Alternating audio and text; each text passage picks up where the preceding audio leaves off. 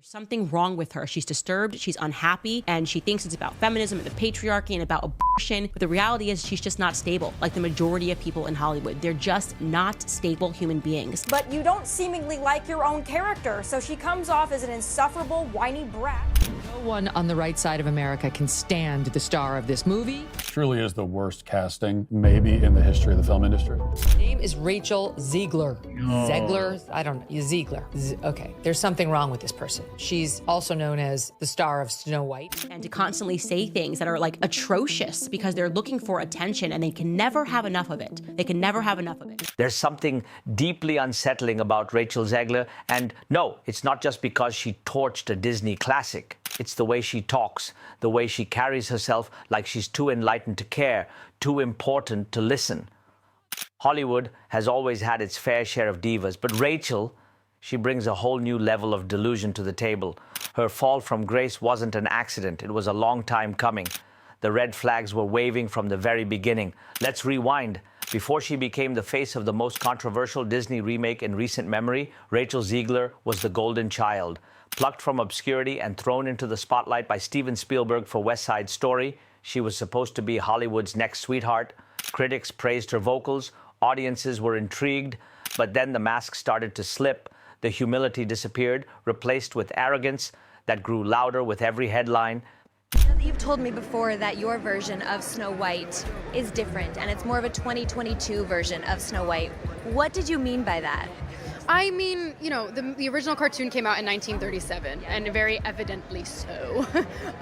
There's a big focus on her love story with a guy who literally stalks her. Yeah. Weird. Super weird. So we didn't do that this time.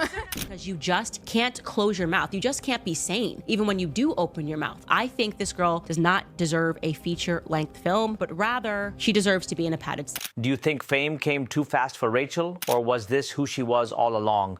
From the start, she showed signs of being difficult, opinionated, and quite frankly, out of control. She clashed with press. She dodged promo tours. She publicly complained about her roles. Who does that? Actors usually thank the studios for a chance. Rachel, she bashed the films she starred in. During Shazam 2, she complained about needing work. She called it a job she took because she needed a paycheck. Talk about biting the hand that feeds you. Audiences saw it. Studios saw it. The internet never forgets. But it wasn't until Snow White that everything completely unraveled. The moment she started trash-talking the original 1937 film, the one that started Disney's entire empire, people were furious. She called it outdated, weird, even creepy. According to her, the prince was a stalker, the love story was toxic, and the happy ending completely wrong. She wasn't playing Snow White. She was playing the activist version, rewriting the fairy tale in her own image. No prince, no dwarfs, no charm, just Rachel's crusade to fix something that wasn't broken. At what point does reimagining become pure disrespect? And then came the interview, you know the one. There's no prince coming to save me. I'll be the leader I know I can be.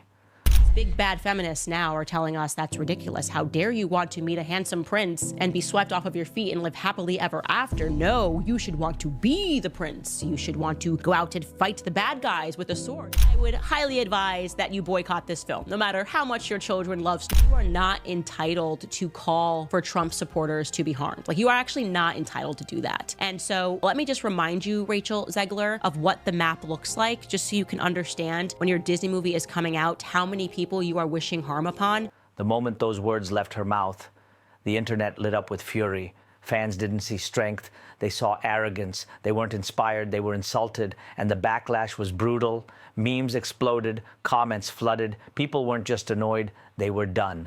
Enter Candace Owens, the one woman who doesn't pull punches and doesn't fear cancel culture. She saw right through Rachel's facade and said exactly what everyone else was thinking. Rachel isn't empowering. She's exhausting. She called her out for being attention hungry, always playing the victim, always chasing chaos. And then she dared to say something Hollywood never wants to hear. Rachel doesn't need a movie. She needs a padded cell. Too far. Or finally, someone said it, harsh, maybe, but it hit a nerve. And instead of staying quiet, Rachel did what she does best. She poked the bear. She clapped back at Candace with a smug video saying, "If you disagree with me, I don't need your business." Just like that, she burned any chance of a comeback. She wasn't just arguing with critics. She was flipping off the very people Disney needed in those theater seats. And the fallout? Nuclear. Photos started circulating online showing completely empty theaters. Not one single ticket sold in primetime IMAX slots. Disney didn't just lose money, they lost their mind. This wasn't just a flop, this was a catastrophe. Over $270 million flushed down the drain. Disney executives panicking. Layoffs are already happening, and sources say the film will quietly get dumped on streaming, never to be mentioned again. If you were Disney right now, what would you do? But even that wasn't the biggest bomb Rachel dropped. No, that came when she stepped into international politics. When the Israel-Palestine conflict reignited, Gal Gadot, a proud Israeli, shared support for her nation. Rachel, on the other hand, posted Free Palestine and refused to take it down even after Disney allegedly begged her. Things got so heated, Disney reportedly put someone on Rachel's social media full-time. Imagine needing a babysitter just to make sure your tweets don't burn a billion-dollar empire to the ground. The damage was done. Rachel and Gal's relationship soured. Promo tours got awkward. Behind-the-scenes whispers started leaking. People were walking on eggshells. What was supposed to be a magical Disney fairy tale turned into an off-screen feud that pulled global politics right into the middle of a children's movie.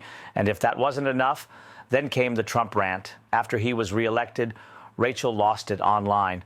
In a venom-soaked paragraph, she wished for Trump supporters to never know peace.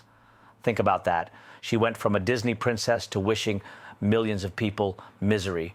You can't come back from that. Meanwhile, Rachel's online persona kept spiraling. She posted Snow White posters with delusional captions like "Me one movie in the world." Bold strategy when your box office numbers are public knowledge. It's not confidence, it's pure, unfiltered denial. At what point does confidence turn into cringe?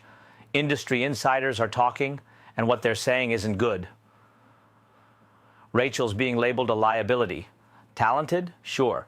But radioactive directors are hesitant. Studios are nervous. Every red carpet becomes a potential PR disaster. The risks outweigh the rewards. She's not just burning bridges. She's nuking entire cities. The classic dwarfs? Gone. Replaced by bizarre CGI creatures. The prince? Erased.